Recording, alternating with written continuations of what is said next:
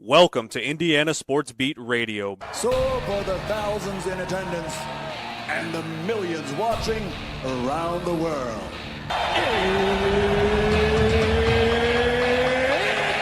Time! Three on the way. Oh! It went in! It went in! And Indiana wins the ball game! Know your role and shut your mouth, you jabroni! Float game for the win! Ayler's gone. Goodbye. Touchdown, Indy. Woo! IU. America. They got a football team now. It's pretty simple. I win. Google me. You know that I'm the cream of the crop. Now, here's Jim Coyle. Hey, everybody, welcome aboard. Glad to have you. Happy Wednesday. You made it. It's halfway. Guess what? It's all downhill from here. It's easy. I hope you're getting outside. It's getting nicer. Spring weather is sneaking in slowly.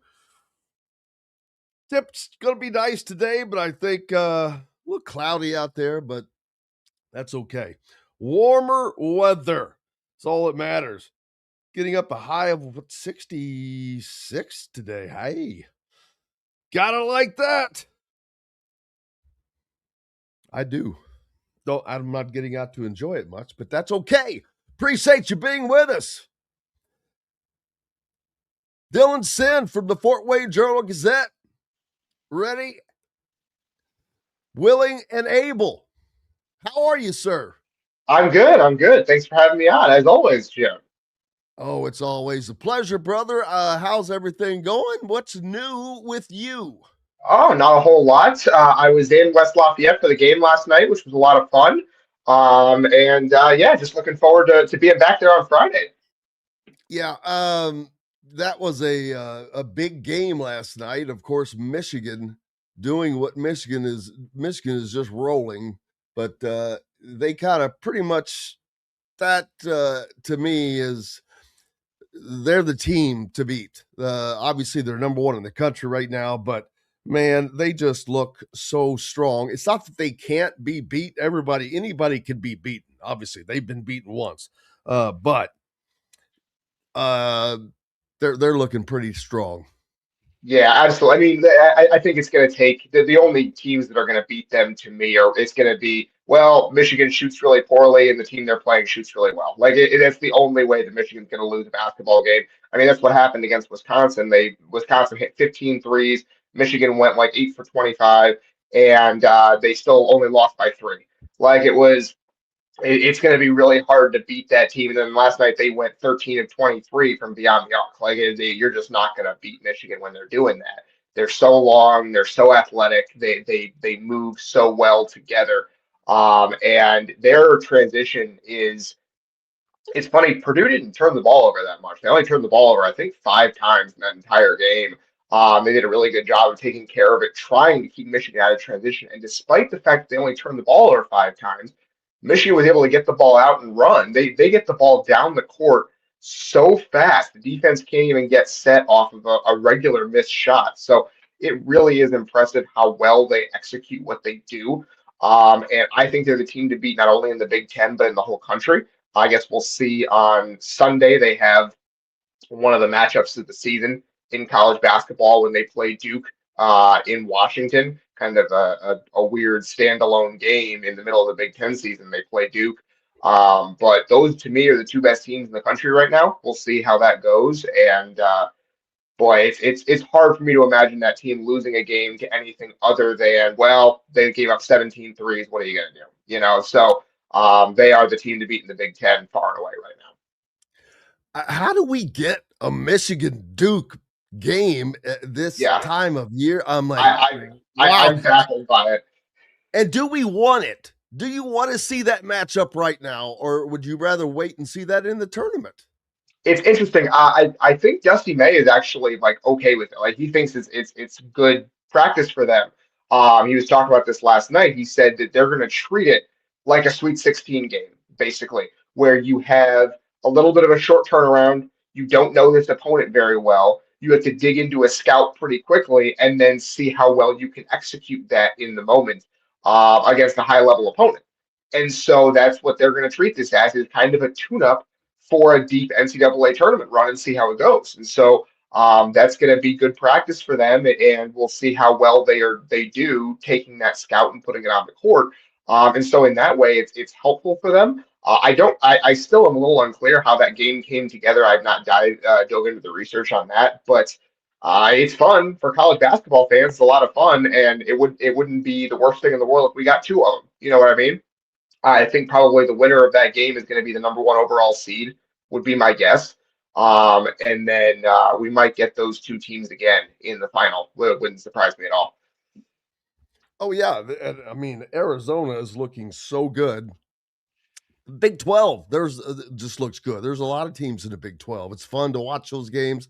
The Big 10, of course, so deep at the top.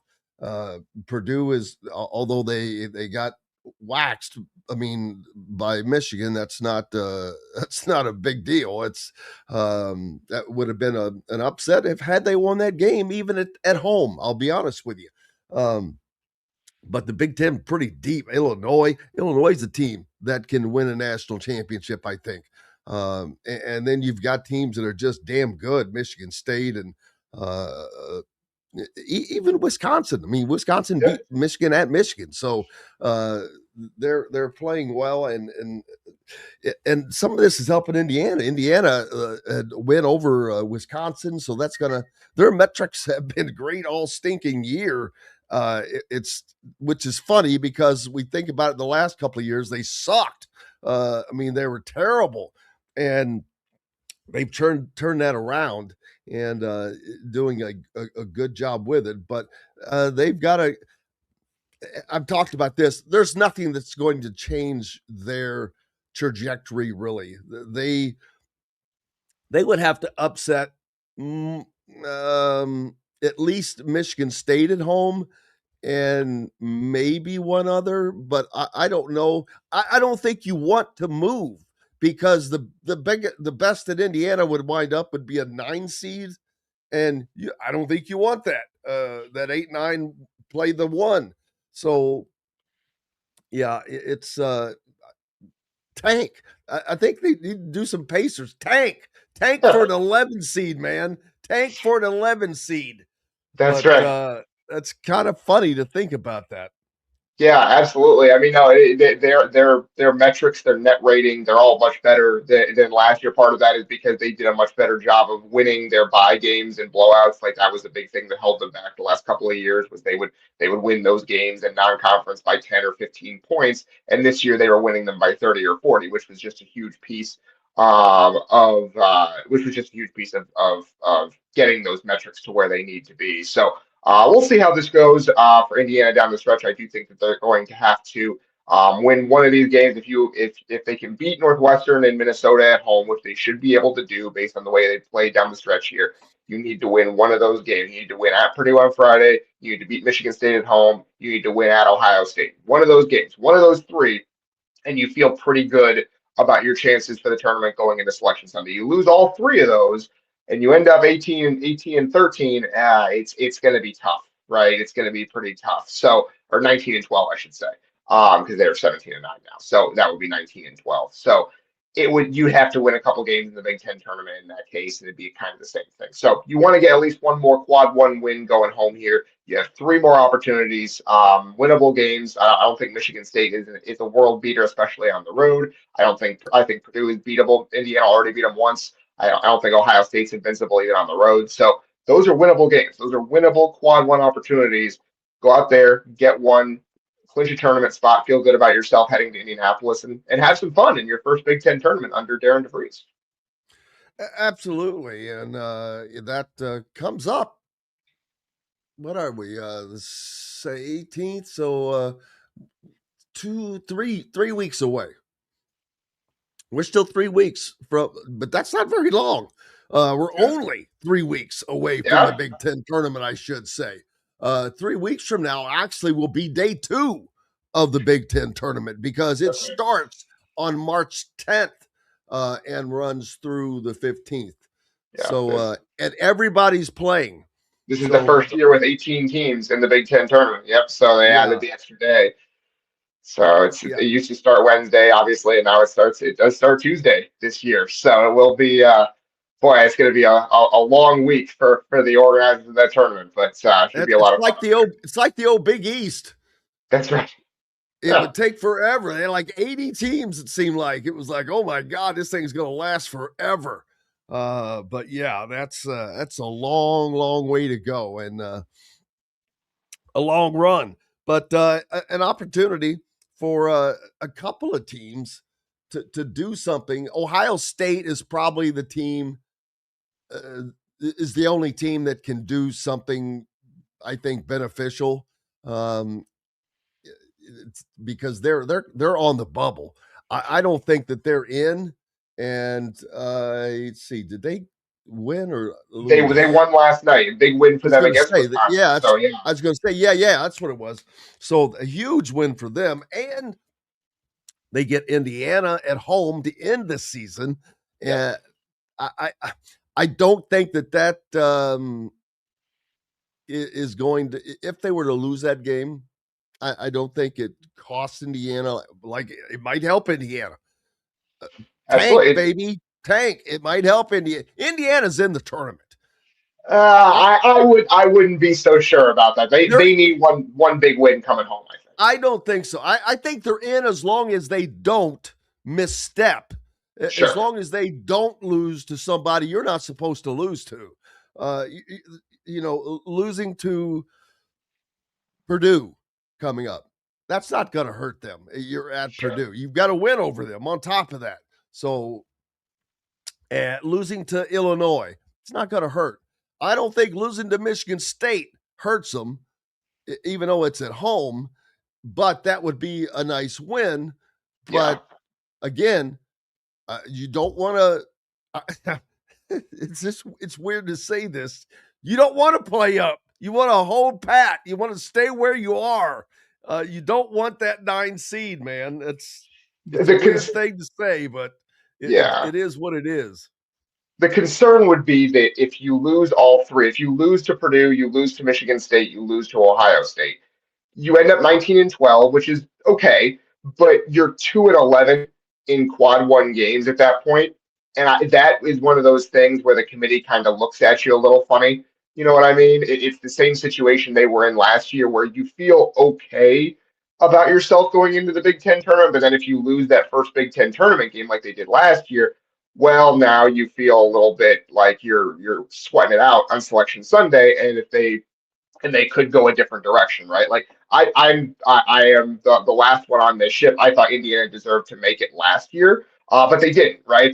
North Carolina made it over them. North Carolina made it over West Virginia and Neddenriep. But Bubba Cunningham, right? But like if you lose all three of those and you end up 19-12, and then you lose your first Big Ten tournament game, you put yourself at the mercy of that kind of situation, right? So it would really help to get one of those three, either at Purdue or home against Michigan State or at Ohio State to end the season. One of those three would be really, really nice to have, just to give the committee a late season. Hey, we can win these quad one games too. There's been a lot of them. We haven't done great in them, but we can win them. And we gave you one at the end of the season to give you a reminder of that. Yeah, and Brian says the seed isn't going to matter because the team isn't going to win the national championship. I agree with that, but here's where I disagree. Winning 2 games in the tournament, huge boost for next year. Huge boost to everything you're doing. Huge boost to guys that may be looking at your program. It's just winning that second game puts you in the next weekend, and it keeps you in the limelight. And hell, it makes you a Sweet 16 team. So it's possible, but it depends. No, they're not going to beat a number 1 seed, I don't think. I think they'll struggle with a number 2 seed, depending on where, top or bottom. 3 seeds? No, I will. Indiana can play with a 3 seed. They have. I think Purdue might end up being a 3 seed.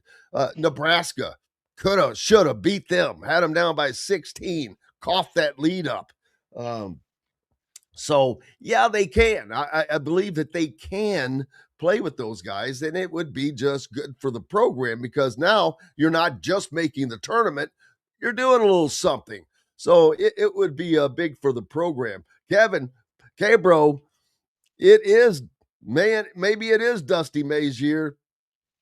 They are they're rolling, and he's got them playing well, but um, Arizona is a team that could get in their way, but I mean, yeah, they could definitely end the drought of the Big Ten winning. Mick Cronin kicked his own player out of the game last night, by the way, Yes. people, if you didn't see that. It was kind of I guess it was called a flagrant foul. Guy went up for a layup sort of, and he just really hit him hard from behind, and it was a frustration foul, and Cronin just said, "Get the hell out! Just go! It was kind of fun. It was very Tom Izzo-esque. Yes. It was very Tom Izzo-esque, and they kind of remind you of each other, like Banny Rooster type guys, man. And so yeah, it's kind of fun. And Mick Cronin is always. He's either complaining about the schedule, complaining about this, or complaining about his players, or whatever. Last night, I wish I had it to play, but he snapped at a reporter after a loss. So it's like, dude, man, he's funny. He called it the worst question he'd ever received in a press conference. It's very, very funny. It's like you should get an award for the worst question. I've got to be able to find that later, man. But gee whiz. But yeah, UCLA season's not going well. And someone mentioned earlier, I think it was James, that or they might play their way out of the damn NCAA tournament. I don't think so, but or maybe they're getting close to that. Who knows? They're kind of in that Indiana zone where if they hold serve, they should be in, but they seem like a team that is not certain to hold serve, if that makes sense. They're not a cohesive unit, I don't think is the word. I think if you're comparing those two rosters, I think both of them had a lot of turnover this year. I think Darren DeVries did a better job than Mick Cronin this offseason of putting together a roster that makes sense, right? We talked about some of the deficiencies in Indiana's roster, about how it's not perfectly constructed. They would like to have a little something more inside, but Indiana plays like much more of a team on the whole than UCLA does. UCLA is just kind of a collection of guys out there on sometimes. Like, they're not a bad team. They have a lot of talent, but they're just kind of some guys out there, And that's what happened last night against Michigan State. Is they ran into a team that is very, very well constructed, and they didn't make plays together as a team. I mean, they were down 40-20 in that game. It wasn't even particularly close. And so it's just Mick Cronin he understands how to put a roster together in the portal era. He has not shied away from like bringing in transfer guys, but he has not really figured out a way to make that work on a year-to-year basis. I give Tom Izzo a ton of credit, frankly, for a guy who has been in college basketball for as long as he has.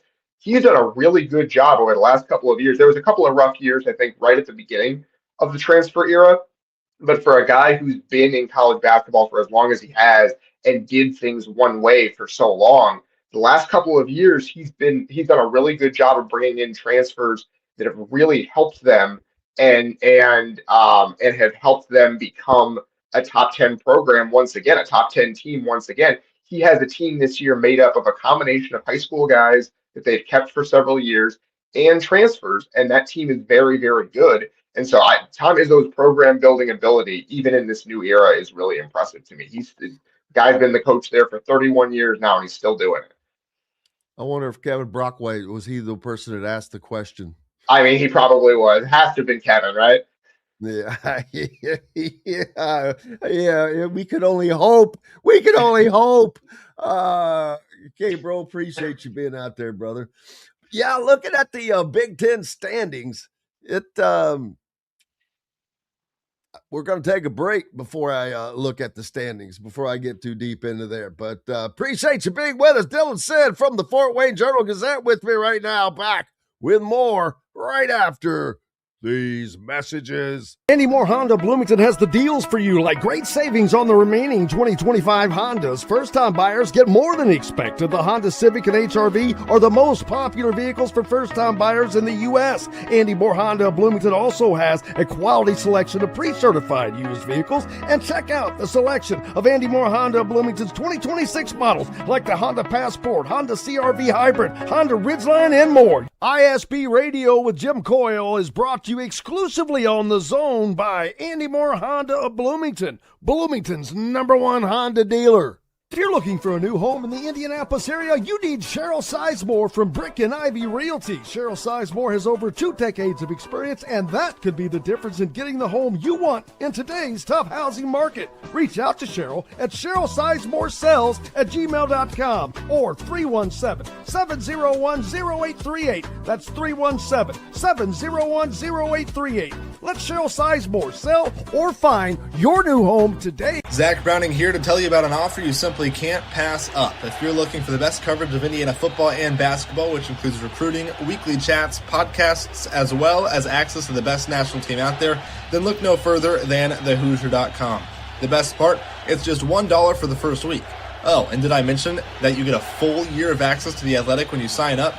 You can't beat the coverage, and you can't beat the deal. So head over to thehoosier.com today and sign up for just $1. It'll be the best decision you ever made. Bored, Bloomington? Dave & Buster's can fix that. Eat and drink your way through our all-new menu. Play half-price games every Sunday through Thursday. Watch all your team's wins on a 40-foot screen and 30 HD TVs. And level all up with the high-flying human crane that puts you in the game. Private game suites, our exclusive arena, and more. Only at Dave & Buster's on 731 South College Mall Road.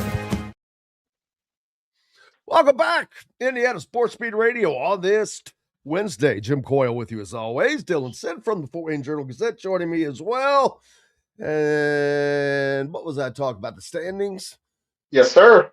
Yeah, UCLA, they're down there with Indiana and USC, man. They're at the what I call the bottom 3 that can make it, that will make it into the tournament, or one of those bottom 3 not going to make it. USC is below Indiana right now, but they've got a win over Indiana, and they've got 18 wins. I see them making a tournament as long as they stay above 500. I think you have to stay above 500, and they're 7-7 right now, so they have to watch that. But UCLA at 9-6 in the conference, 17-9 overall. I think they're just going to end up getting a crappy seed. I don't think, unless they collapse the rest of the way, then that's possible. But again, if a team like that, you got to par. If you can par out, then you're fine as far as making it, but you're not going to do anything. It's like with Indiana. We're talking about making it, but there's a difference there. Indiana has only made the damn tournament twice in the last 9 years, so they need to make it just to have the confidence. It's just like a kid asking a girl out or asking a girl to dance in the 8th grade. Dude, you got to do it.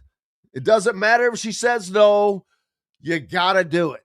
And guess what? You got to do it again. You've got to go through that. You've got to suffer the slings and arrows, baby, of life to get through it. I mean, am I wrong? Am I wrong? It is funny, though. We talk about getting an 11 seed and things like that. We have to remember Mick Cronin and UCLA went to the Final Four off an 11 seed just a couple of years ago. Remember that? That was, I think it was 2021 that tournament was, and they almost went to the national championship. They ended up playing Gonzaga in the Final Four, and that game was tied with a couple seconds left. And then Jalen Suggs hit that 35-foot off the glass three-pointer to win it at the buzzer. But yeah, that UCLA team that year went to the Final Four off an 11 seed. So they actually beat Tom Izzo and Michigan State in the play-in game that year, I think, before they were in the Big Ten. So you can make noise as an 11 seed going into the tournament. You just got to get there. Got to get to the dance. Like, that is the number one thing. Get there and figure out the rest from there. And that's when coaching really shows up in these really short turnaround windows, putting together a game plan, that kind of thing. So get to the tournament, figure it out, make a run, see if you can make some noise and have some fun along the way. Here we go. Mick Cronin. Pete, and how you go to work every day. Steve's a good kid. He made a bad decision. But if you want to be a tough guy, you need to do it during the game for a block out for a rebound. So I was thoroughly disappointed. Guy was defenseless in the air. I know Steve was trying to block the shot, but the game's a 25-point game. You don't do that. So. What was your thought to the student section chanting Booker's name? I could give a rat's ass about the other team's student section. It's about overall the way that I would like to give you a kudos for the worst question I've ever been asked. Did you like? You should take it. The preparation of You really think I care about the other? No, I don't think you care about the Are other. you raising your voice at me? No, I'm Yeah, you are. Yeah, you are. Come on, dude. No, Wow. Yes, you are. Everybody's standing here listening to you. Everybody, this is on camera. They can hear you. I answered the question. I could give a rat's ass about the other team's student section. I coach UCLA. I don't care about Michigan State students. I mean, who cares? Wow, man, that went sideways.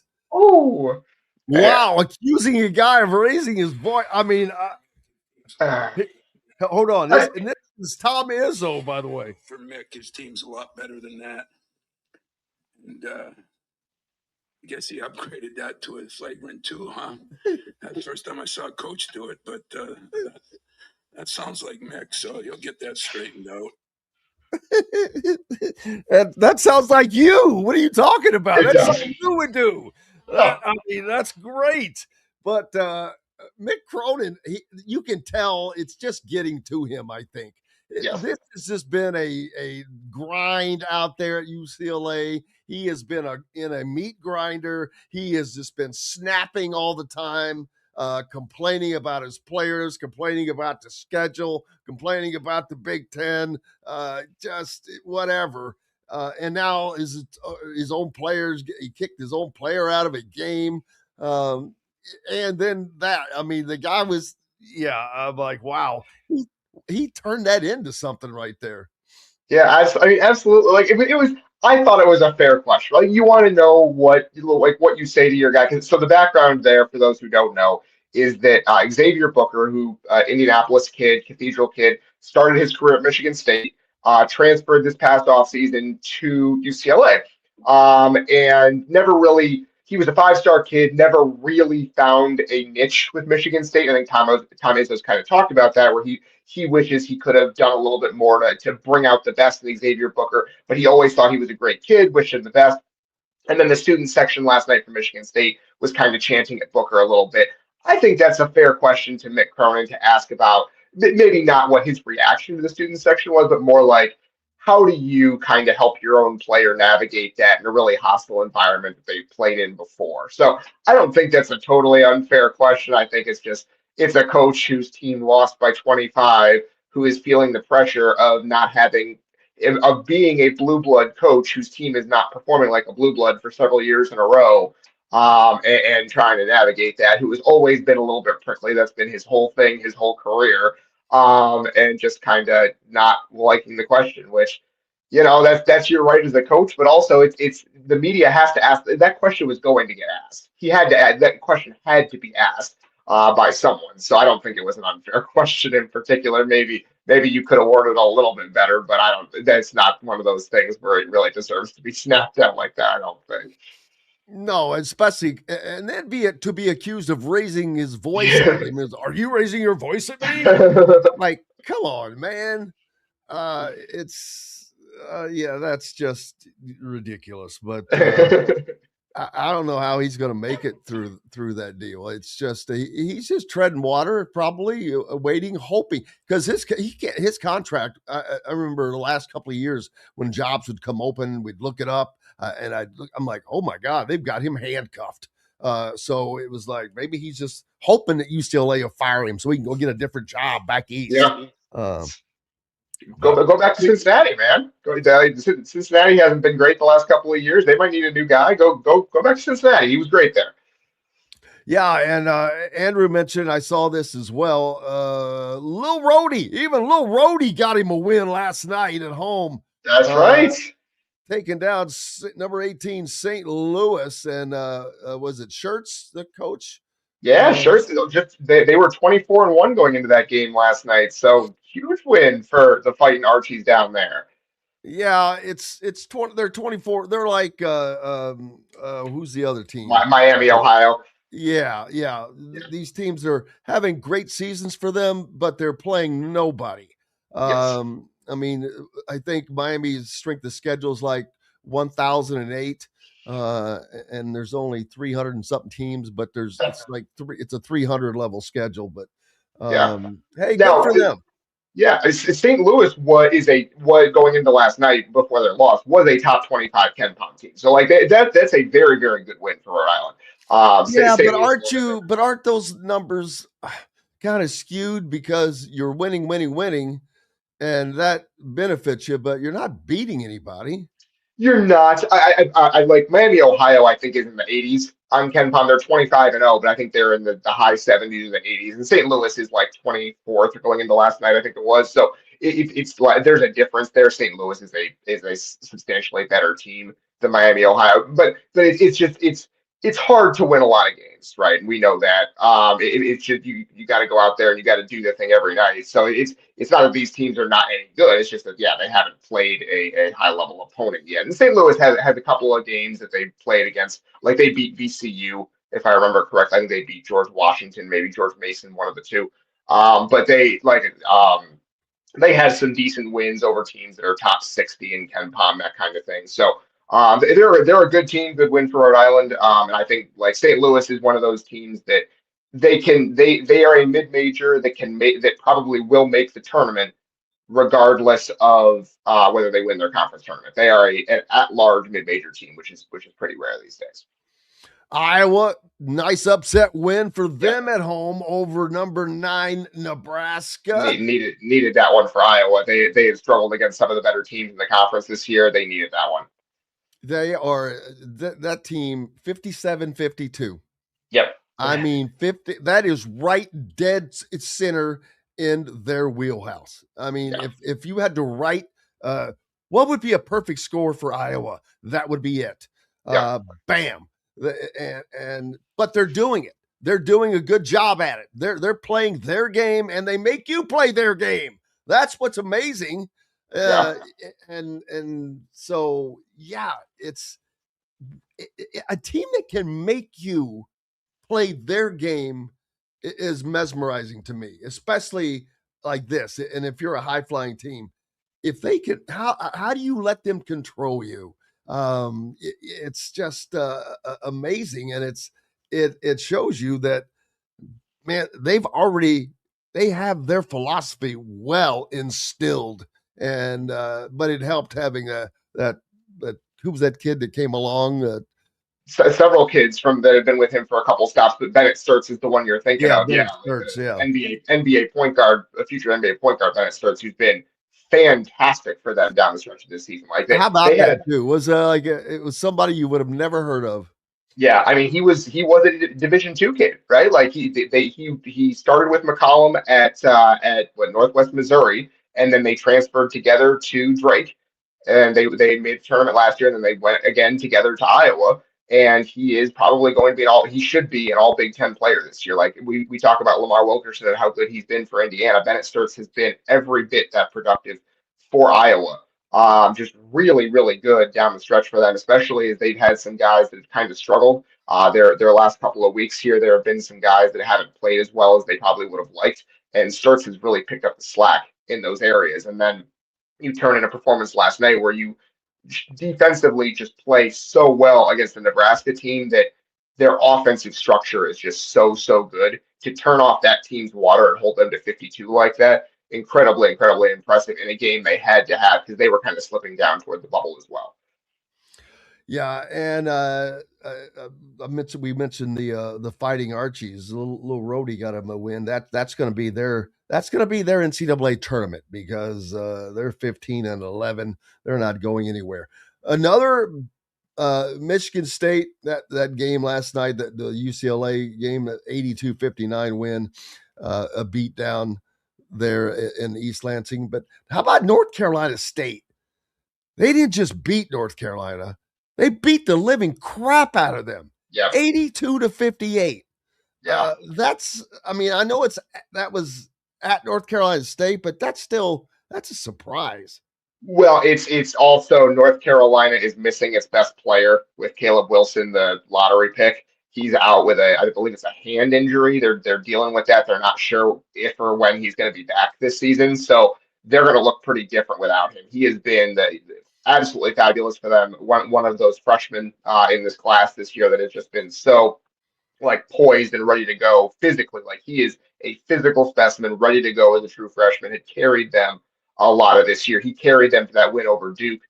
Frankly, outplayed Cam Boozer for a lot of that game in that win over Duke, and then they just don't have him right now, and so it's tough. But yeah, huge win for NC State, especially after I think it was last week. Will Wade kind of called out his team and said he didn't think he had a particularly tough roster.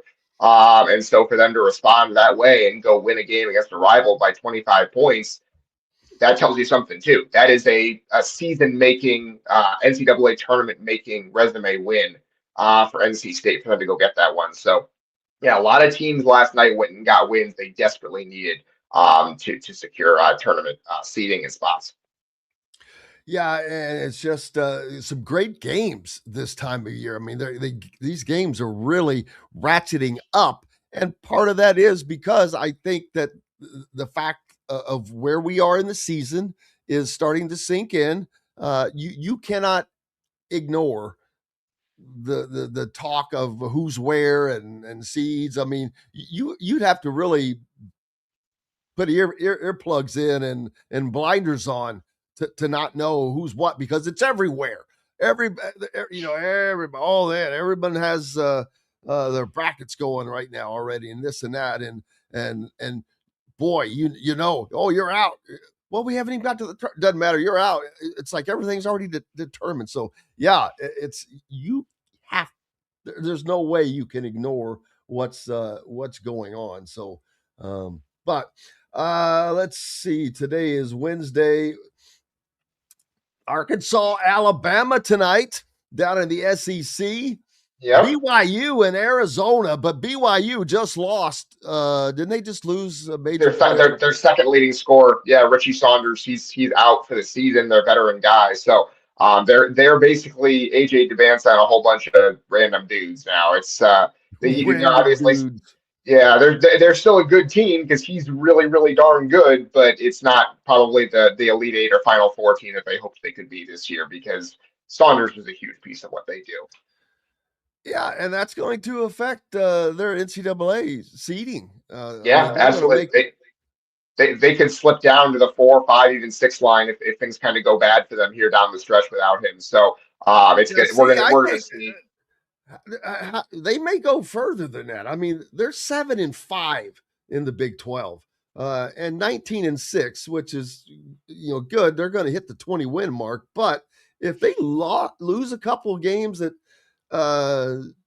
you wouldn't have expected them to, their record is going to be similar to Indiana's. Yeah. Now, they have a couple of big non-conference wins that Indiana doesn't have. They played a pretty tough non-conference schedule and won some of those games, so that's part of it too. Their metrics are pretty good. I think they're in the high teens or low 20s in the net. So they would have to fall pretty far to get below that, I think, 6 line probably. But we'll have to see how that goes, because, again, we don't know what they're going to look like without Saunders. Dubance is obviously ridiculously good. He could carry them to a couple of wins that we don't see them getting, but we'll have to see. Obviously, that's a huge game for them tonight, just to kind of, hey, can you keep that one close against a team that is one of the best in the country and is coming off back-to-back losses? Because that's a big game for Arizona, too. They lost back-to-back games last week after starting 23-0. Can you get back off from that against a good opponent? Yeah, absolutely. And plenty, it seems like the games are just getting better right now, and plenty more coming up, like we're talking about. But also not I need to take a quick break and we'll finish this segment out. But Kansas State firing Tang now. I'm like, really? Why? Some things are just, they don't make sense. Why not wait until the end of the season? We'll talk about that when we come back, though. We got to take a quick break. Dylan Sinn from the Fort Wayne Journal-Gazette with me. Plenty more coming right after these messages. Indiana football accomplished what no other team ever has. Big Ten, Rose Bowl, Peach Bowl, and CFP national champions. The Hoosiers have etched their name into the history books as the first 16-0 team in the modern era. A limited edition of only 5,000 commemorative national championship footballs has been released. 3 full panels embossed and stamped with every championship logo and fully licensed. Get your piece of history today at NICOsports.com. That's NICOsports.com.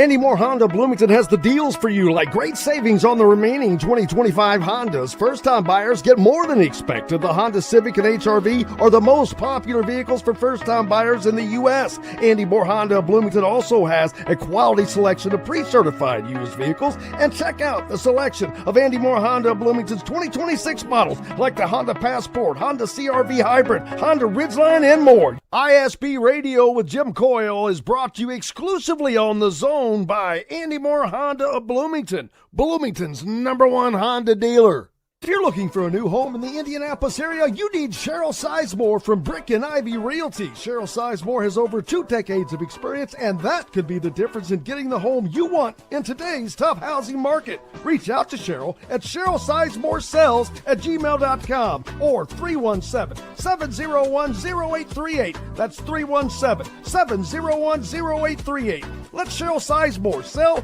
or find your new home today. Zach Browning here to tell you about an offer you simply can't pass up. If you're looking for the best coverage of Indiana football and basketball, which includes recruiting, weekly chats, podcasts, as well as access to the best national team out there, then look no further than thehoosier.com. The best part, it's just $1 for the first week. Oh, and did I mention that you get a full year of access to The Athletic when you sign up? You can't beat the coverage, and you can't beat the deal. So head over to thehoosier.com today and sign up for just $1. It'll be the best decision you ever made. Bored, Bloomington? Dave & Buster's can fix that. Eat and drink your way through our all-new menu. Play half-price games every Sunday through Thursday. Watch all your team's wins on a 40-foot screen and 30 HD TVs. And level all up with the high-flying human crane that puts you in the game. Private game suites, our exclusive arena, and more.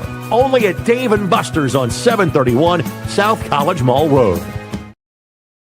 Welcome back, Indiana Sports Beat Radio. Jim Coyle with you as always on this Wednesday. Dylan Sinn from the Fort Wayne Journal-Gazette as well. What the hell is with storming the court for beating somebody, like anybody? It's not; these are not #1 teams that are getting beaten in this. Arizona fans stormed the court after beating number 13 Texas Tech. What the hell? Arizona State, yeah, it's just one of those things where fans are looking for a reason to celebrate. It's just they're college kids. It is what it is. It's just one of those things, you know. The best one was if you could watch the end of that Rhode Island game where they upset St. Louis. You could tell the announcer sounded young. So they were very inexperienced, but the guy comes on and the students have stormed the court.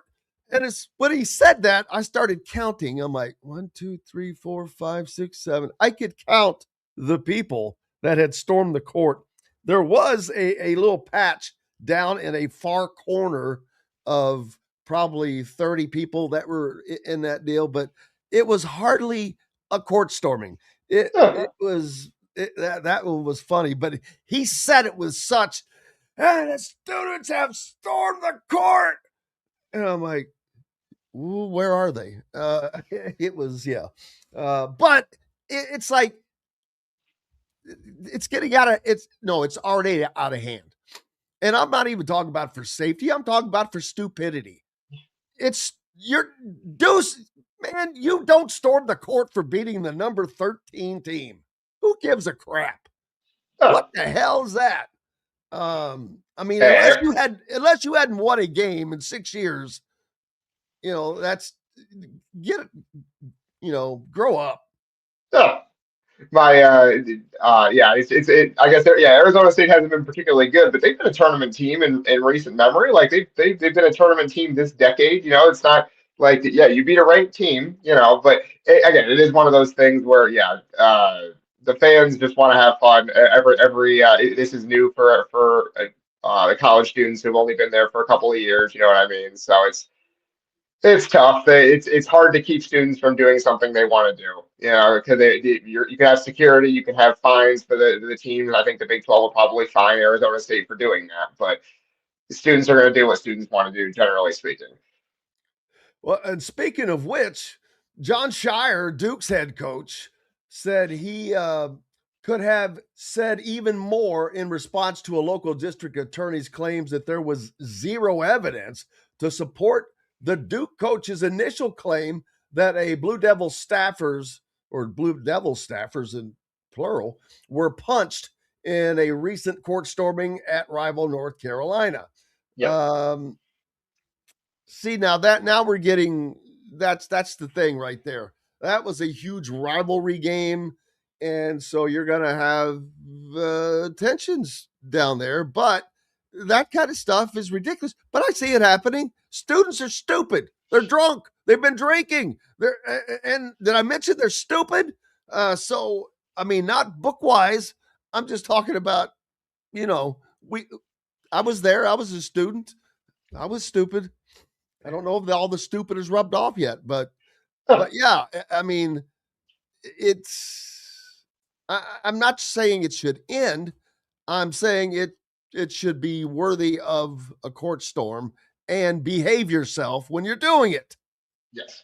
And that was a big one is North Carolina won and they beat Duke. It's a rivalry game, and they'd been a couple of years since they did that, and then they went down and stormed, which is I think that was a fine one, although we talk about the debate about whether blue blood should ever storm or whatever. But when they did that, then it's a volatile atmosphere when the other team does not have a chance to get off the court, when they're trying to make their way through that, and you have the Duke uniforms on, and it's one of those things where it can be a powder keg very, very quickly, and there'll probably be an even more serious incident at some point, just because, like you said, it's a combustible situation, and emotions are running high, I think is the kind way to put it. So. And it's funny because normally you get maybe some coaches going back and forth. This is a district attorney going back and forth, but he is the district attorney in the county where Chapel Hill is. But a week has passed, and what seemed likely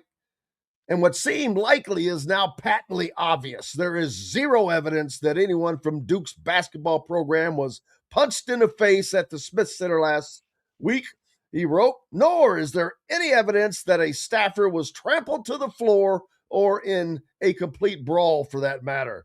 Some have asked why I'm talking about this. It's certainly not because of a sports rivalry. Of course not. He's also a UNC grad, did I mention? Of course. That's no business of the DA's office. Bubba Cunningham. I wonder if Bubba Cunningham's in the DA's office now. But I've seen firsthand how reckless accusations of violence incite more violence, and that is my business.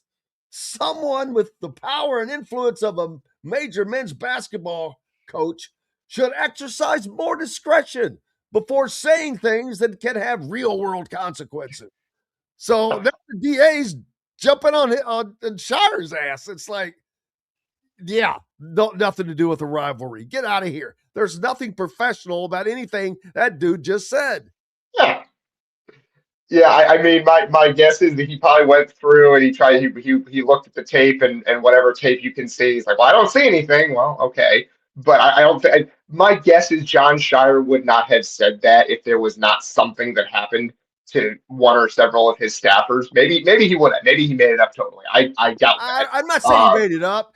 it may be. I mean, he probably didn't see it. He said it looked when he saw me. He said he looked like he had been in a complete brawl, and that got whatever. I mean, you're trying to fight through these fans just to get in the locker room for the it's very emotional. Right afterwards, you're going to be emotional. You just got beat on top of that, so it's an emotional thing. So you've got to be able. Most people have the ability to weed through the emotions, but this guy obviously is looking to make let's see, was it the district attorney in that same county?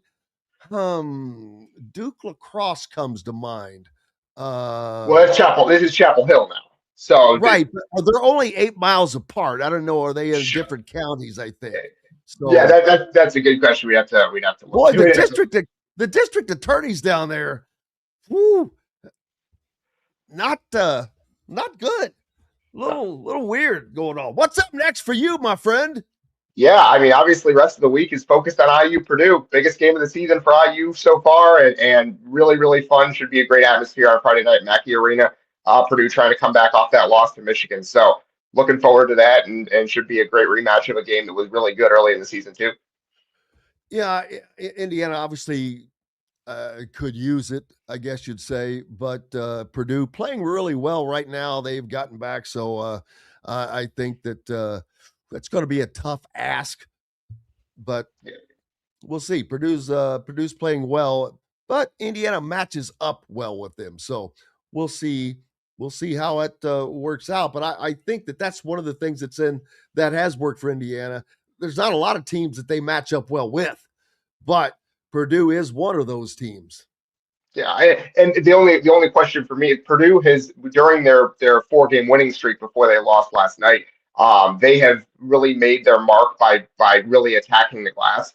Trey Kaufman-Renn has been absolutely fantastic at rebounding over the last 2 or 3 weeks here. And so Indiana will have to match that. Well, like that is, they struggled in that area badly against Illinois. Can you match the physical intensity that Purdue is going to bring to that game? Because Purdue lost that game last night to Michigan, but they were physically ready to go in that game. Can Indiana match what they are going to bring to that game on Friday? We'll have to see. That's going to be the number one test for Indiana. Yeah, and someone's got to defend C.J. Cox. He has become the guy, in my opinion, that has been a kind of a difference maker for Purdue. Yeah, kind of an X factor. I mean, absolutely. He's a very talented 3-point shooter. Only a sophomore. They're going to give him to some extent the keys to the program next year. And he's a really, really talented player. Can score off the dribble. Can pull up for 15. Can shoot from 3. And as a very, very good defender, he'll probably guard Lamar Wilkerson as well because he guards the other team's best scorer. So that's a guy to watch going forward this year, obviously, but also going forward for Purdue as a guy who's going to lead that program into the future. Absolutely, and we'll see. But big thanks as always for you joining us. And what's up the rest of the day? That's it. Well, so one thing we just learned is that Thomas Hammock, Fort Wayne native, coach of Northern Illinois, is going back to the NFL. He's going to be a running backs coach in the NFL. He was before that, and so he's leaving Northern Illinois, obviously going from the MAC to the Pac-12 or the Mountain West this season. And so Thomas Hammock will not be leading them into their new conference. He'll be back to the NFL. So I'm going to spend the rest of the day trying to report that out a little bit, try to talk to him on the phone. I'm sure he's very busy, but we'll see how that goes. So Fort Wayne native Thomas Hammock, terrific tenure there at NIU and headed back to the NFL. Appreciate you, Dylan Sinn. Joining us here on Indiana Sports Beat Radio, Jim Coyle. I'm back with more right after these messages. The ISC Sports Network is your home for sports content across the Hoosier State. Find us live on TV and streaming or archived on our website and our app. The ISC is your one-stop shop for the content you want to see, including high school sports, college sports, and other great events throughout the year. Subscribe to our streaming service and get access to it all. ISC, local lives here. If you're looking for a new home in the Indianapolis area, you need Cheryl Sizemore from Brick and Ivy Realty. Cheryl Sizemore has over 2 decades of experience, and that could be the difference in getting the home you want in today's tough housing market. Reach out to Cheryl at CherylSizemoreSells@gmail.com or 317-701-0838. That's 317-701-0838. Let Cheryl Sizemore sell or find your new home today. Andy Moore Honda Bloomington has the deals for you, like great savings on the remaining 2025 Hondas. First-time buyers get more than expected. The Honda Civic and HR-V are the most popular vehicles for first-time buyers in the U.S. Andy Moore Honda Bloomington also has a quality selection of pre-certified used vehicles. And check out the selection of Andy Moore Honda Bloomington's 2026 models, like the Honda Passport, Honda CR-V Hybrid, Honda Ridgeline, and more. ISB Radio with Jim Coyle is brought to you exclusively on The Zone by Andy Moore Honda of Bloomington, Bloomington's #1 Honda dealer. Dave & Buster's Bloomington is the place to eat, drink, play, and watch. Enjoy half-price games every Sunday through Thursday, a new menu to dig into, and next-level upgrades like private game suites, the high-flying human crane that puts you in the game, our exclusive arena, and more. Only at Dave & Buster's Bloomington, 731 South College Mall Road. Welcome back, Indiana Sports Beat Radio on this Wednesday. Glad to be with you. Jim Coyle here, and Kyle Neddenriep should be joining me here shortly, and Mr. Bill Bender from the Sporting News after that later on. Looking at the bubble, man, Kentucky, St. Louis, after that upset loss to Lil Rhodey, no longer locks right now. Let's see. Locks from the Big Ten. I disagree with this. It has Michigan, Illinois, Purdue, Nebraska, Michigan State. Yeah, of course. And then should be in. Really? Wisconsin. Is there a chance in hell that they're not making the tournament? No. It's ridiculous. Iowa. They're in. You know, I guess you can't call them locks, but they're in. Indiana is in that group. They're in unless, you have to fall apart. All of those teams. They're all in. Work to do? Wow. Ohio State in that group. USC and UCLA, both. And they've got UCLA after going.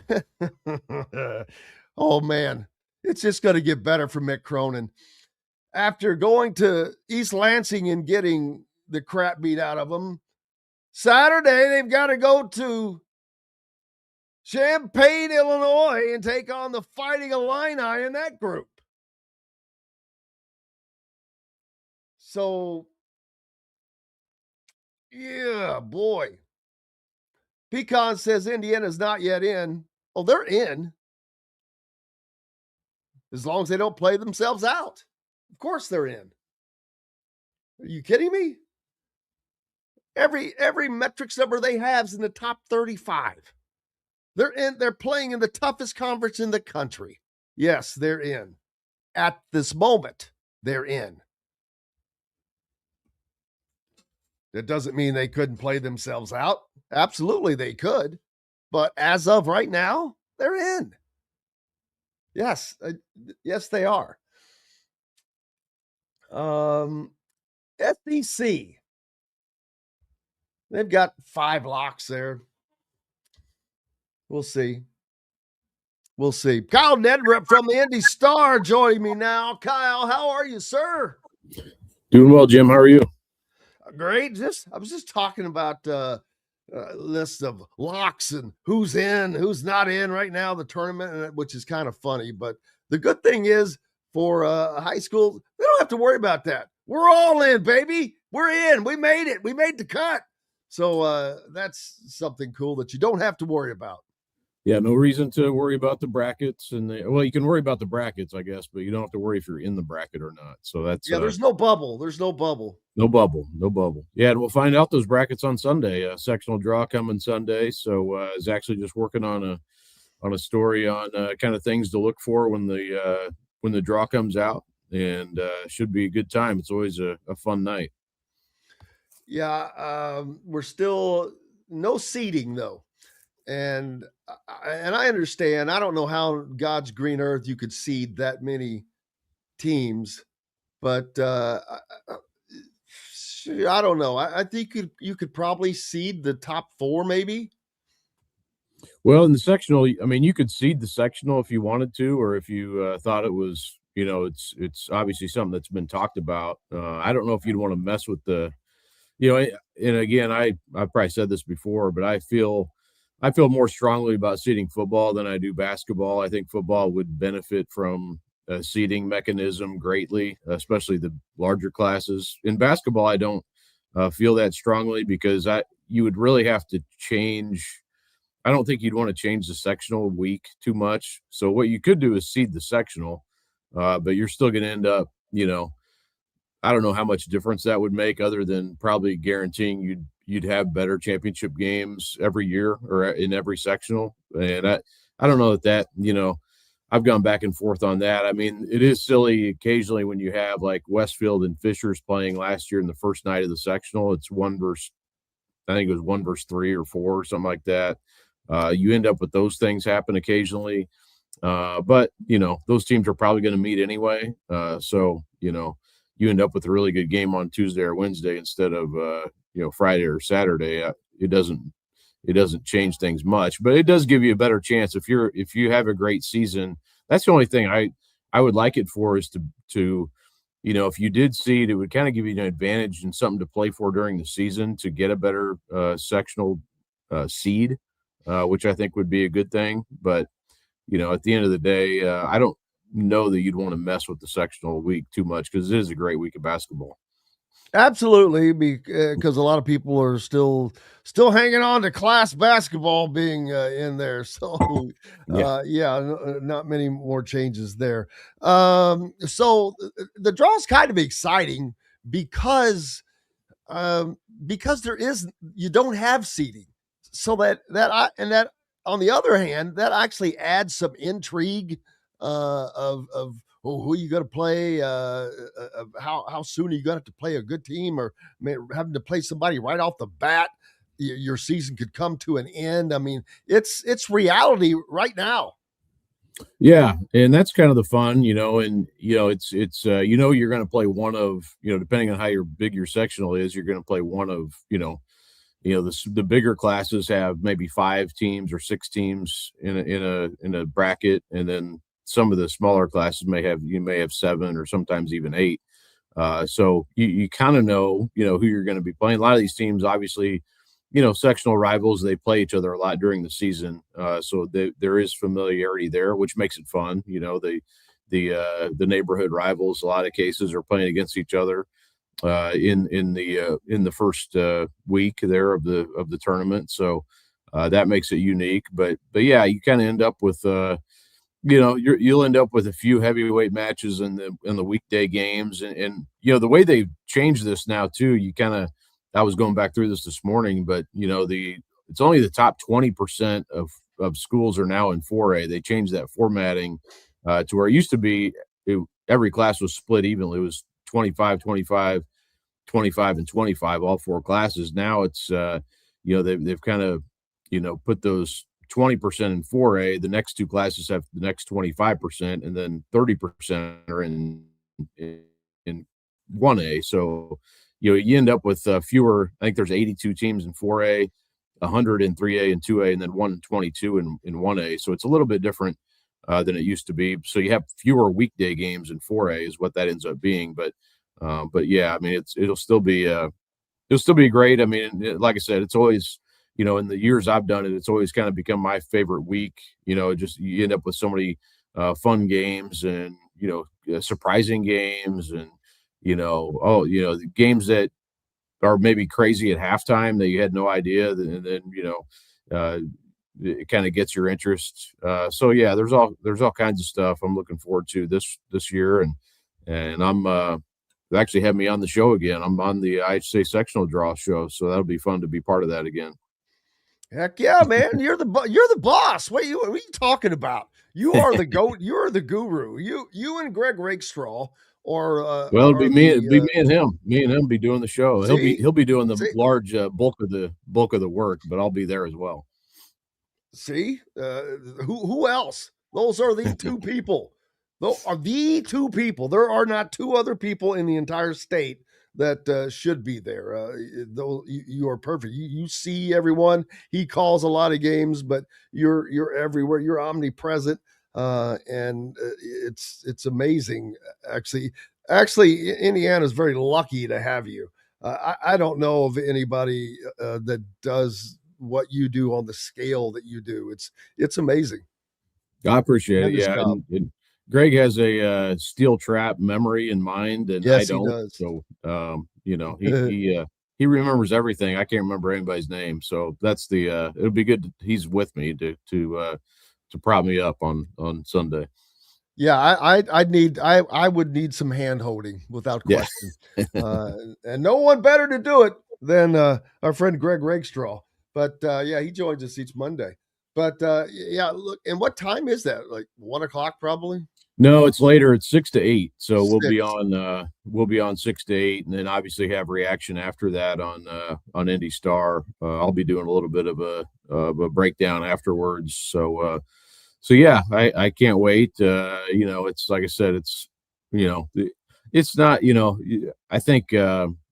Sometimes maybe I think some teams actually like to play the first game or, get one out of the way. I guess it kind of depends who you end up getting drawn against, but I think it can benefit you. I think sometimes we always look, oh, they got the bye. That's a benefit. Sometimes I think it ends up working out if you can play an early game, kind of get some momentum going, get the nerves out and play a game. So it just kind of depends, I think, on the makeup of the team and, like I said, who you end up playing against. Obviously, you don't want to lose that first game, but sometimes it's good to have a challenge during the week. Absolutely. And well, we don't know who's playing whom, so we can't ask about any anticipation on that. So what is it's something you're looking forward to or looking to see what might happen? Yeah, I mean, I'm kind of going through that right now. I think, one of the, I obviously always start with 4A. That's the bulk of our audience here is Class 4A with, Indianapolis area teams. But, I'm kind of looking at, and I think we've kind of given the benefit of the doubt to the Fishers sectional, which will be played in Noblesville this year. And that being maybe the hardest field the last few years. And I don't know that that's necessarily a wrong answer when you have Fishers and Carmel. Those teams played each other recently, and it was a really good game, right down to the wire, and Fishers ended up winning. But that will be, if those teams end up matching up against each other, that'll be a great game. And then you throw in, all 6 of the teams in there are top 30 in the Sagarin ratings. So, and 5 of them are in the top 17. So it's kind of a ridiculous sectional to get through. But I'm really curious, Westfield, HSE's been playing really well. So that will be one certainly to watch, how that sectional shakes out. And definitely the draw will matter there because you don't want to, I think it is a benefit probably to get into that Friday night semifinal and not have to mess with some juggernaut team in the first round. So that one will be interesting. I think the other contender for toughest sectional is actually going to be at Plainfield. Sectional 11, where Pike and Plainfield have kind of been, vying all year in that top 5 in the state. Excuse me. And that's kind of been the 2 teams in that sectional. Pike is ranked 3rd right now. Plainfield's 5th. And both of them are Pike's up to 19 wins. Plainfield's got 20 already. But then you've got also Ben Davis, Brownsburg, and Avon rounding out that group. And Avon's maybe down a little bit from, they are down from last year, but certainly where they were probably the favorite going in, but they're still a team that can jump up and get you. And definitely Brownsburg and Ben Davis are too. So I think in that one too, you probably want to avoid playing. It's only a 5-teamer, so there's only one game during the week. And actually, Brownsburg won that game last year against Avon, then went on to win the next 2 nights in the semifinal and championship. So, but I think Pike and Plainfield are probably a slight cut above the others. But so, yeah, that will be a really fun one, I think. And, and we'll see some of the other, some of the other groupings, like the one down at Seymour. Pretty heavy favorite, I think, is New Albany this year going into that one. So I think that will be a fun one to see how that shakes out. Always a good crowds down there for that sectional. And then you go into 3A, and it's a loaded kind of a landmine. But I think Silver Creek is kind of head above everybody in 3A. And, they should win their sectional relatively easily. Cathedral's probably the next best contender in 3A. And there are a couple of good teams in their sectional, although Shortridge just suffered a pretty significant injury to their top scorer. So that could take them out of the mix. But I think Addicts and Cathedral could see each other again. And, potentially that could be a fun game if they do match up. So, but 3A's got a lot of really good teams like Shelbyville. They're trying to win a sectional for the first time in like 25 years. So a ton of seniors on that team. So that'll be, interesting to see how that one shakes out with, Ron Colley's in that one. Greenwood's really good too. So, some of those type sectionals where there's like 3 or 4 good teams, the draw will be really interesting to see kind of who gets the, maybe the benefit of getting on the opposite side of the bracket. Yeah, it's going to be it's always fun, man, and always fun to see some upsets here and there. And who's going to be the guy or the guy in each level? That is something to always look forward to. Who, speaking of which, 4A, we kind of know that. Is Mr. Basketball still kind of sewn up? Yeah, I mean, I to be honest, like I don't want to like say it's over, but I mean, Luke Earle's just been so good all year, and I feel like going into the year, it's like it's kind of his to lose, I would say, and he's certainly done nothing to lose it, by any means. He's leading his team that's not as talented as it was last year, and they have an even better record. So, the only games they've lost, they're ranked 4th in 4A. The games they've lost are to the 3 teams ahead of them in the rankings, so they have not slipped up against bad teams. They've continued to, put pressure. Even in the Pike loss last week, they were in that game in overtime with, it was an overtime game, 84-81, and their second leading scorer didn't even play that game. Pike was missing a couple of guys too because of the flu, but they have just Ertle's just been so good all year. I can't imagine he won't get a pretty good chunk of that vote when all's said and done. But I always want to keep, Noah Smith of Plainfield, I think, is deserving of mention, and Dikembe Shaw from Crown Point is also, I think, deserving of mention. And, when it comes down to the finalists and we end up, putting the finalists out, I would assume those 2 guys would be in that mix as well as Ertle and maybe Dane Caldwell from Silver Creek and probably some others as well. Like, some smaller school players like Blake Neal, Bloomfield could get some, and some players like that, but it'll be tough. I just feel like Ertle has, he's won at a high level. He's going to Purdue, I think generally recognized as a really good player. So I just, I feel like it's sort of his to, it's his award, right now, I feel like, to be honest with you. Yeah. Oh, there's no doubt about that. What about the other classes? Who are some of the guys that you think that are the Mr. Basketballs per se of their class? Yeah, I mean, I would say, like I said, Dane Caldwell at Silver Creek. Silver Creek's a really balanced team, so I they're a team where, if you put Caldwell on, say somebody else, I mean, he would probably have even bigger numbers than he does. But going to Richmond, he's really, I think, going to be a great college player. He kind of fits the mold of the current college world, where he's like 6'9", but he can shoot, he can handle the ball. He's just a really good player for that Silver Creek team. But like I said, they kind of share the wealth, so it's not necessarily a team where one guy's getting all the shots. Trey Shelsky, when you're looking at 2A from Park Heritage, I know he's a small school, player. He's not going to big D1 school, but at the same time, going to Huntington, and he's had a really good career. I'm actually going to talk to him later today. looking ahead to the sectional. But that's a team too. I think when you look at what they've done the last few years, they have just not quite been able to break through and win a state title and get on that stage. But they have played in the semi-state each of the last 3 years in his time in high school and lost to some really good teams along the way. But I think he's somebody that, I think he's an Indiana All-Star player, and that Park Heritage team plays a really tough schedule as well. They really have tested themselves this year. So they're another good one. And then, 1A's got some good players as well. Bar Reeve, again, having a really good season and not as many probably seniors in that class. But like I said, Blake Neal from Bloomfield is over 2,000 points for his career. And has just been fantastic down there, really leading that team. And they don't have a ton of talent around him, but he's one of the best out there. And again, they will probably be a handful in their sectional.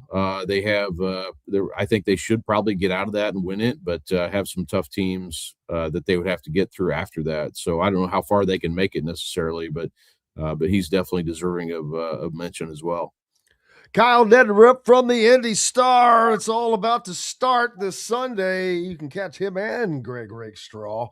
I guess that's going to be on what channel?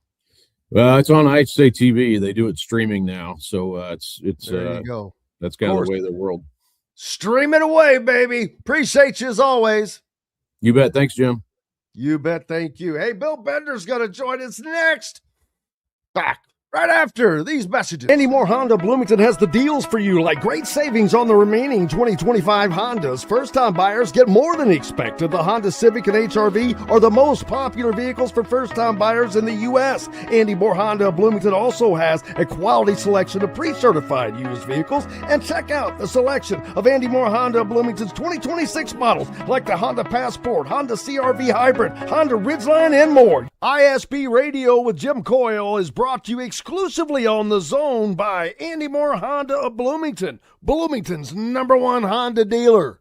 If you're looking for a new home in the Indianapolis area, you need Cheryl Sizemore from Brick and Ivy Realty. Cheryl Sizemore has over 2 decades of experience, and that could be the difference in getting the home you want in today's tough housing market. Reach out to Cheryl at CherylSizemore@gmail.com or 317-701-0838. That's 317-701-0838. Let Cheryl Sizemore sell or find your new home today. Zach Browning here to tell you about an offer you simply can't pass up. If you're looking for the best coverage of Indiana football and basketball, which includes recruiting, weekly chats, podcasts, as well as access to the best national team out there, then look no further than thehoosier.com.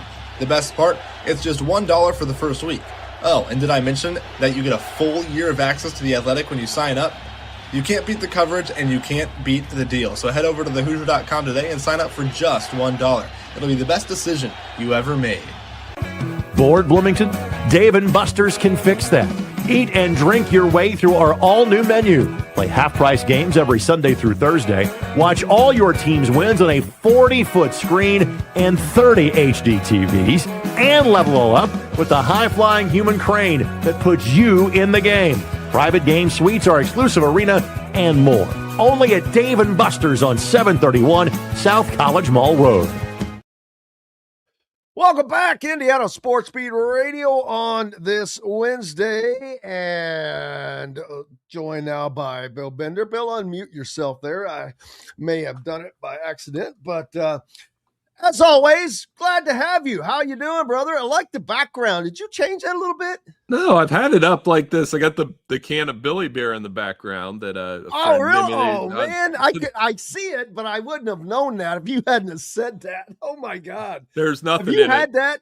I haven't drank any of that this morning. No, I wasn't old enough for Billy Beer, but oh, now you're being a smart ass. Yeah, well, no, I mean kidding, maybe a little. But kidding. I got plenty of footballs and memorabilia and all those kind of things, obviously. So yeah, we switched it up a little bit, and that's Tony Gwynn next to him. Tony Gwynn's my favorite baseball player. So I love Tony. Hey, I love Tony Gwynn, man. He wasn't. I was a Reds fan, so he wasn't. I was a fan of his. There were a few players when I was a kid that transcended the team. And there weren't many people that could do that, because when you're a kid, I was locked in to my teams, whoever the way it was, the Reds and the Rams, the LA Rams, the original LA Rams.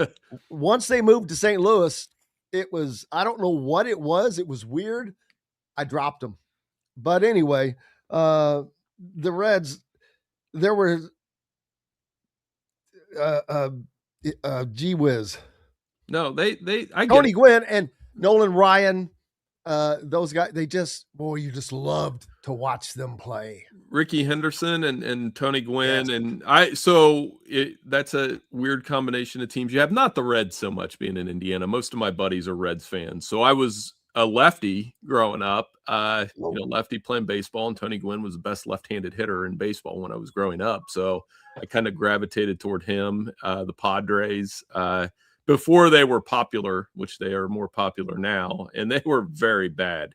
He played on some very bad teams, but obviously, that's I might be the only person in Ohio that's a Padres and Packers fan, but that's okay. Yeah, it's just it's not the same, man. Because we all know it's not the same, and that's the thing. But pro sports are better or more so for fans than college right now, because in professional sports, you know who your team is. There's going to be some changes. You may have a trade, a draft, but you know who your team is. You know who your quarterback is. You know your running back. College, yeah. Well, hey, it's a new flavor each year. You know what? Maybe I would disagree with you on the basketball side right now. I think college basketball is as good this year as exciting as it's ever been. Oh, it is. Both are. I'm not saying that. But yeah, I'm saying the NBA, we're talking about the wrong things in the NBA. We're talking about tanking, and we're talking about player movement and those kind of things, where we talked about Jim, and you and I grew up in an era where the All-Star game was amazing. You watched it meant something. You watched how hard they played, and I'm gonna be honest, I was out and moving around. I watched college basketball over the All-Star game stuff this weekend and didn't feel bad about it at all. I mean, Texas Tech, Arizona was a great game. I feel like every night, not just in the Big Ten, we have a main event type basketball game, and every night they're not failing to live up to expectations. I mean, think about Saturday. You've got Houston and Arizona and Duke and Michigan. That is a mini Final Four.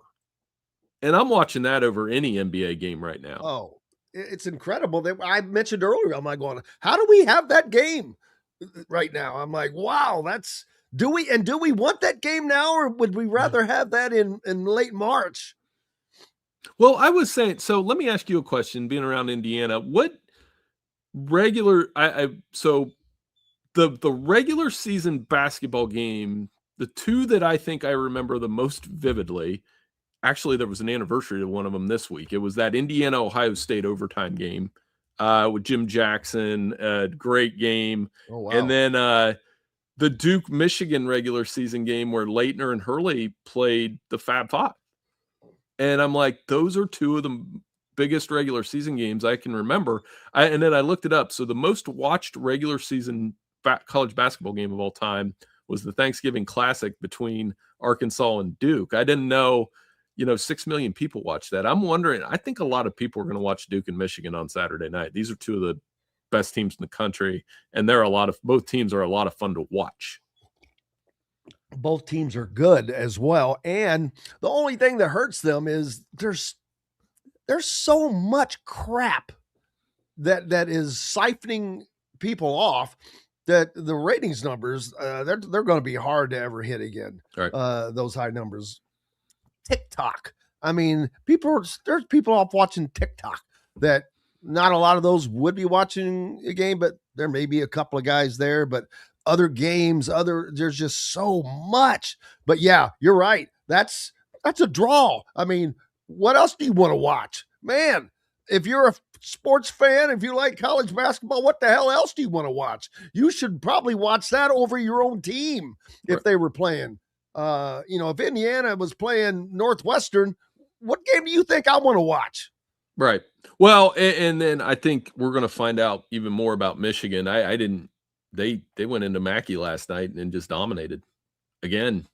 They're up. Michigan is the best team in the country, baby. And it's starting to look like UConn a couple years ago, where it was like, yeah, they're just better than everybody else. When you can walk in, I'll have to go look it up, but they won at Breslin, they won in Columbus, and people say, oh, big deal, they won in Columbus. They always have trouble winning in Columbus just because it's Ohio State, and Ohio State gets up for them there. Then they walk into Mackey last night. They're up by 16 at one point in the first half, and Purdue was playing hard. Purdue cut it to 8 there in the final minutes, but that Michigan team has a gear that other teams don't have, and not too many have. Maybe we're going to find out if Duke has that same gear around Boozer. I'm looking forward to it. It's as excited for a regular season game as I've been in a while. Yeah, I mean, I think Michigan is I knew early on that they were going to be the best of the Big Ten. I didn't know the Big Ten was going to be as good as it is, or as deep as it is, I should say. It's still pretty good. I've dropped down to 3 teams now, or 2 that I think can win a national championship. It's Michigan and Illinois. I don't think there's anybody else that can win the national championship that can go that distance. I don't think Nebraska can do that anymore. They only have 4 losses. It's not like they're a bad team. I'm just, when I think of who can go that distance, because I know that when you get to the Sweet 16, you're going to be now in the Sweet 16. That could be just a butcher block, man. Ginsu knives going through there. It could be, and that's why this is one of those years where I kind of hope the upsets don't happen, because you could have just an absolute heavyweight block of Sweet 16 matchups. Of course, now talking about Miami of Ohio, watch them Friday night. They continue to be unbeaten. I believe the Red Hawks should have an at-large at this rate. If they were to go like 29-1 or 28-2 and lose in the MAC tournament, I still think the Red Hawks would deserve to be in. We'll see if the committee agrees. I think the St. Louis Billikens are another team that their fits strength that. of schedule is kind of hurting them. It's like, what, 300 and something? It is, but I mean, they've got 4 guys that can shoot the basketball at an amazing rate from the 3-point range, and they decimated Ohio. But I'm being a MAC homer, and I'm allowed to be a MAC homer. No, I would rather, just as a sports fan, I would rather see a Miami team in than some 500 team that gets lucky and wins some stinking low-level conference that nobody even knows the damn name of or what the acronym stands for, and they get in because of a last-second shot on top of that. I don't want to see that knock out that Miami team. Or the 11th team in the SEC. Or exactly. Quite frankly, the 11th team in the Big Ten. I know how good. I was going to say, or Ohio State, somebody like that. No, I don't want to see that. You want to see Ohio State with no quad 1 victories in over a 1-loss Miami team? I think that would become quite a debate around here. Obviously in the Columbus area, but I think I side with the mid-majors in that, and part of it is I went to a MAC school, but like a couple years ago when Indiana State was left out, I was like, that's ridiculous. Like, put them in the tournament. We want to see Robbie Avila, and now he's at St. Louis, and the Billikens are having that kind of year. So it's going to be a fun tournament. I know we got a couple weeks left before we get there, but I do think college basketball has recaptured at least my imagination a little more, and that's what I was saying. Now, NFL to college football, that's a different discussion. Major League Baseball's place in this, we were just talking about the Reds and Padres, Jim. Like, I like the World Baseball Classic. I'll watch it, but I'm just not as into baseball as I used to be. And I think part of it is the product of the NFL, college football, and college basketball. Just they take up so much of my time that I kind of forget baseball's around sometimes. Yeah, no baseball for me right now. I've got to get through. It took me so long to get into the college basketball season because of the extended football season this year. I mean, it really did. It was like we were 2/3 of the way through the season. And so it's the best time. It's the games are getting good.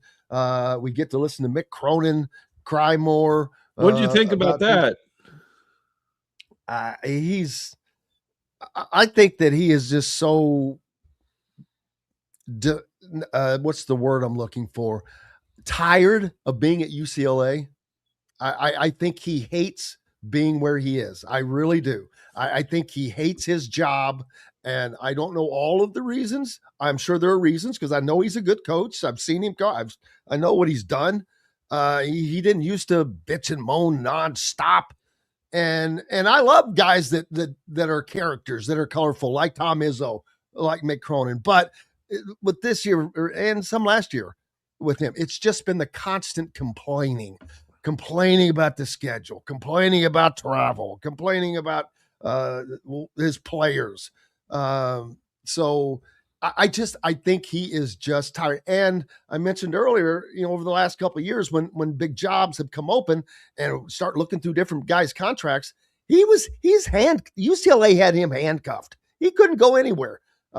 So I think he wants out of there, and I think he wants to come back east, to be honest with you. Other than that, I thought it was funny that he kicked his guy out. He fits more. And my colleague Mike DeCourcy has a better relationship, obviously a good relationship with Mick Cronin. He's wrote some really good stories in the past on Mick. Cronin fits in this part of the country more. He always has. He's the type of coach that would fit in an Ohio school, an Indiana school, maybe even a Michigan school. If I'm not speculating on anything. Let's say if Tom Izzo ever retired, like Mick Cronin would be the type of coach you would want to replace him with. You know what I mean? He's not a laid back California guy. No, and UCLA is already a tough place to coach. And now you exacerbate that by putting them in the Big Ten, where, the travel is going to be hard. What do you think was going to happen? UCLA, there's only 2-3 other schools on that side of the country in the conference. So, you're going to have uncomfortable games against Michigan on a Saturday morning, noon. You're going to have to go to Michigan State afterward. That is a brutal 2-gamer, though, going from Chrysler and then going right up the road to Breslin, and they got smacked in both of those games. Are you talking about UCLA? Yeah. Well, they go to Champaign this Saturday. Who made that schedule? He has a right on that one. I would probably be complaining a little bit, but you have to. But in the Big Ten, I mean, it's like every time you turn around, you're playing somebody like that, unless you're playing Northwestern or the other bottom end. But when you have a little over half the conference that is a dangerous game, you're going to run into that pretty frequently. I think Michigan State down the stretch here has road trips to Michigan, Purdue, and Indiana. I mean, those are all tournament caliber teams, right? So even the Spartans, that's tough. You've got to go through that at the end of the schedule, but everybody is right now. And that's part of the deal when you have 10 tournament games. And then the other piece of advice, if you're USC or UCLA, you really got to take care of business at home when the schools are flying to you. I know that's a thing in football you and I talk about constantly, that the schools, when they travel out west, they struggle. Indiana doesn't count on that. Then they've taken care of their business on the West Coast trips, and vice versa. When, UCLA flies over to Penn State, they actually played Penn State well. You get my point, though. The travel has been a thing. Absolutely. You can see it. If you go back and you look at the games, just in the Big Ten, it's not close. There is a great number that shows the teams that travel lose either way.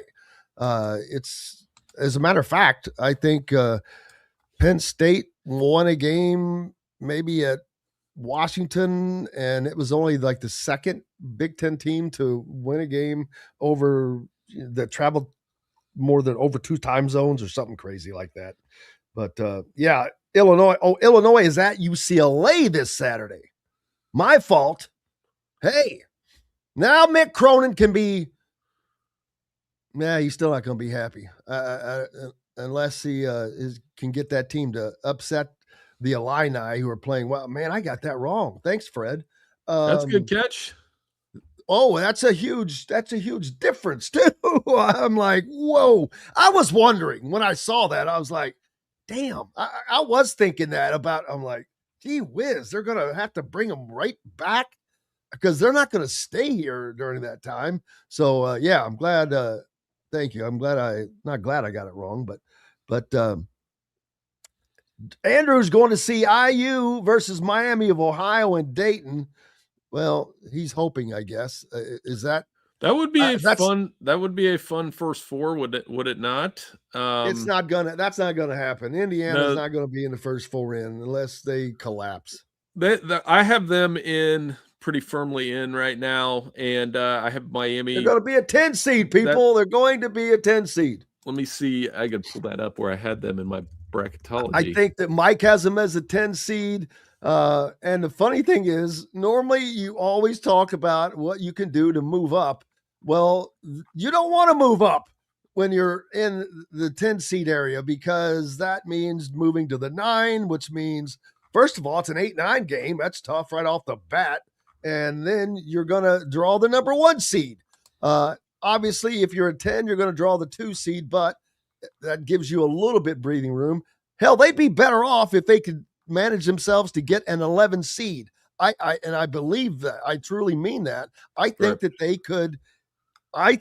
could potentially be a Sweet 16 team if they were an 11 seed and played like they can play. I have them as the final 9. So I have them as a 9.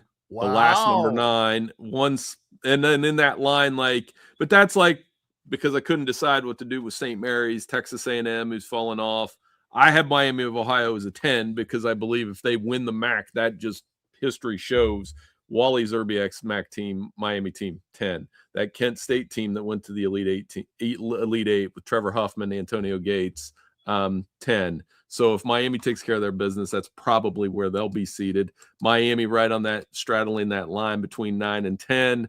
UCLA is a 10. This was before last night, of course, so I've got to update some of this. They're getting that clump of teams. Like Indiana's firmly ahead of the UCLA, USC, Ohio State. Those 3. Even though they lost to USC head to head. They did. And then but Ohio They should have won that. They probably should have won that game. But Ohio State beat USC head to head, and Ohio State just doesn't have the quad 1, quad 2 resume that USC does. And unfortunately, as you know, Jim, we autopilot into the how many quad 1 victories do they have? And Ohio State has 0. And that's crazy to me. So they've got work to do here down the stretch as well. But I definitely have Minnesota has at least 3 that I know of. Quad 1 wins. They're playing better. They beat Indiana. They beat Michigan State. And I can't believe the third one, but I think they have 3 quad 1 wins. And they play Michigan still. So they have a chance to whoever can pick off Michigan down the stretch out of I know they play Minnesota. I think Michigan still has to play at Iowa. Iowa is the team that they're with Bennett Sturts. They're kind of fluctuating. I've had a hard time seeding them with our bracketology at Sporting News. They're the one of those teams that you start to break them down. And you're like, they should be a 7. They're probably a 9. I don't know what to do with them. They've caused me a lot of headaches so far because when they're good, they're really good. But how good can they really be? Bill Bender from the Sporting News with me. We've got to take one last break. Glad to have you along. Talking some college hoops. We'll talk whatever you want. Back with more Indiana Sports Beat Radio right after these messages. Dave & Buster's Bloomington is the place to eat, drink, play, and watch. Enjoy half-price games Sunday through Thursday, plus a new menu and next-level upgrades like private game suites and the high-flying human crane. Only at Dave & Buster's Bloomington on South College Mall Road. Zach Browning here to tell you about an offer you simply can't pass up. If you're looking for the best coverage of Indiana football and basketball, which includes recruiting, weekly chats, podcasts, as well as access to the best national team out there, then look no further than thehoosier.com. The best part, it's just $1 for the first week. Oh, and did I mention that you get a full year of access to The Athletic when you sign up? You can't beat the coverage and you can't beat the deal. So head over to thehoosier.com today and sign up for just $1. It'll be the best decision you ever made. You're looking for a new home in the Indianapolis area? You need Cheryl Sizemore from Brick and Ivy Realty. Cheryl Sizemore has over 2 decades of experience, and that could be the difference in getting the home you want in today's tough housing market. Reach out to Cheryl at CherylSizemoreSells@gmail.com or 317-701-0838. That's 317-701-0838. Let Cheryl Sizemore sell or find your new home today. Andy Moore Honda Bloomington has the deals for you, like great savings on the remaining 2025 Hondas. First-time buyers get more than expected. The Honda Civic and HR-V are the most popular vehicles for first-time buyers in the U.S. Andy Moore Honda Bloomington also has a quality selection of pre-certified used vehicles. And check out the selection of Andy Moore Honda Bloomington's 2026 models, like the Honda Passport, Honda CR-V Hybrid, Honda Ridgeline, and more. ISB Radio with Jim Coyle is brought to you exclusively on The Zone by Andy Moore Honda of Bloomington, Bloomington's #1 Honda dealer. Bored, Bloomington? Dave & Buster's can fix that. Eat and drink your way through our new menu. Play half-price games every Sunday through Thursday. Watch your teams on the big screen and level it all up with the high-flying human crane. Private game suites and more, only at 731 South College Ball Road. Welcome back, Indiana Sports Beat Radio on this Wednesday. Jim Coyle with you as always. Glad to have you along for the ride. Bill Bender from the Sporting News joining me as he frequently does, and we are grateful for that.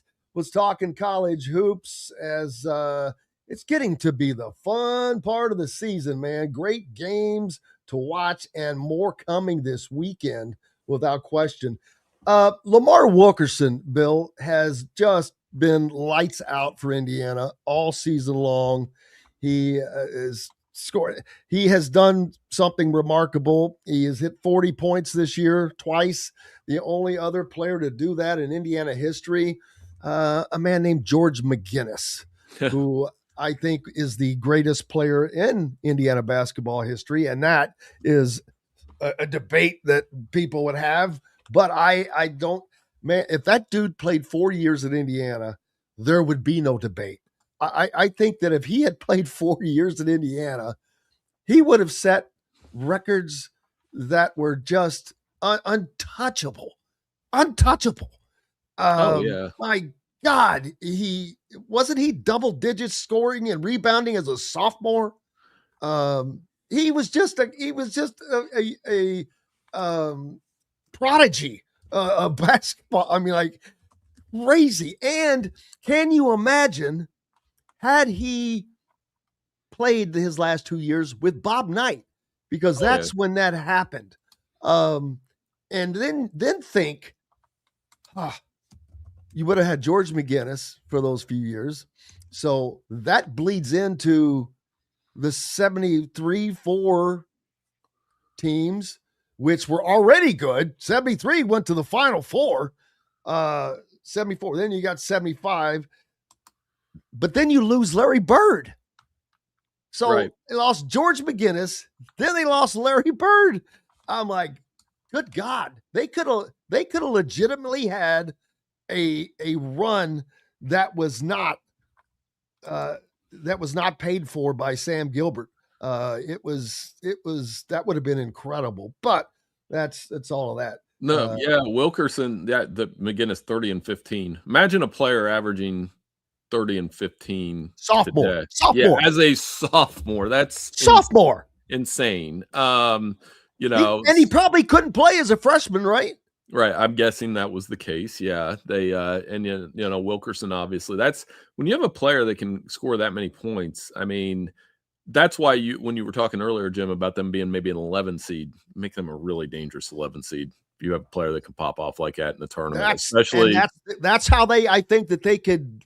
That's why I said I think they could be a Sweet 16 team if they could land in that spot. Yeah, because if you land in that 8-9, one way or the other, you got to play one of these 1 seeds, which is probably you're looking at Michigan, Big 12 champ, Duke, and I think UConn will probably end up in that 4th number 1, even though they're not right. They're fighting for that with like Houston right now, or at lowest, UConn will be a number 2. very good team out of the Big East. But that's the whole Ken Palm thing. I think the Big East struggles with, you have two awesome teams, UConn and St. John's, but they're not playing awesome teams every night. So it's hard to, but you can't tell me like if UConn was in the Big Ten, they wouldn't be right in the mix. They'd probably just have a couple more bruises. Yeah, I'm just looking at some of the stats for Lamar. It's staggering. I just talked about George McGinnis. Well, through 26 games this season, he's got the highest scoring average in Big Ten play by an Indiana player since George McGinnis and his 29.9 points per game in that 70-71 season. Through 15 league games, he's averaging 24 points a game, and he's top 5 in scoring, made threes, and 3-point percentage at 38%. And he shoots a lot. So, man, this dude's headed to the NBA, I would imagine. Right. And then when you make the jump from a place like Sam Houston and you anticipate, okay, he's a 20-point scorer at Sam Houston, that's probably going to fall off when he gets to the Big Ten, and it hasn't. I think that's the same thing kind of I was talking about Bennett Sturts earlier. You think he's going to fall off a little bit, but no, he's every bit as good. The Big Ten has several feature players like that are going to make for an interesting tournament. And make no mistake, Jim, this is a huge tournament for the Big Ten. Every interview I do, I think you and I obviously know about, you hear about the championship drought. When are they going to end the championship drought? When are they going to do this? And they can have as much success as they want in the first weekend. Nobody really remembers that. Oh, we were 9-5 in the tournament. Yeah, they remember Final Four appearances and cutting down the nets. And I think those are they've got to do at least, whether it's multiple Final Four teams or somebody cutting down that net. Yeah, and even though Michigan and Illinois are tremendous, they're elite teams. They are national championship caliber teams. Doesn't mean you're going to win it, because it's a gauntlet. We all know that. It takes luck. I look back at Indiana football this year, and they were just so dominant. And I think they were able to win because the things where you need luck, they were able to overcome a lot of if you had an unlucky break, they were able to overcome it. And those are difference makers. There was a time in the national championship game, I remember, when one of the times that they got to Fernando, the defender, he had that ball loose. And I'm like, that's a game changer right there. But Indiana maintained it, and it changes. But you got to have luck in any championship. And that includes the NCAA, man. Freak plays, freak calls. But what's up next for you? We'll be working on some NCAA tournament stuff, that kind of thing.